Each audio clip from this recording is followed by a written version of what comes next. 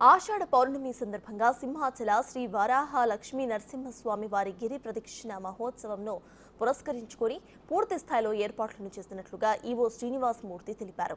జిల్లా revenue, police మరియు GVMC వివిధ ప్రభుత్వ శాఖల సమన్వయంతో ఈ ఉత్సవాన్ని విజయవంతం చేసేందుకు ఏర్పాట్లు చేసినట్లుగా తెలిపారు.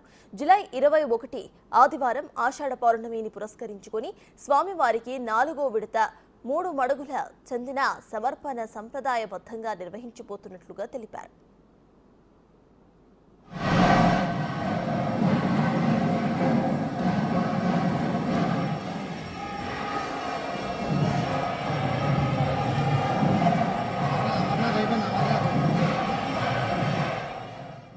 జూలై 20 శనివారం స్వామివారి ప్రచార రథం 32 కిలోమీటర్ల మేర సింహగిరి చుట్టూ ప్రదక్షిణ జరుగుతుందని తెలిపారు. శనివారం మధ్యాహ్నం 4 గంటల ప్రాంతంలో ప్రచార రథం సింహాద్రి అప్పన్న తొలి పావంచ వద్ద నుంచి గిరి ప్రదక్షిణ బయలుదేరుతున్నట్లుగా ఈవో తెలిపారు.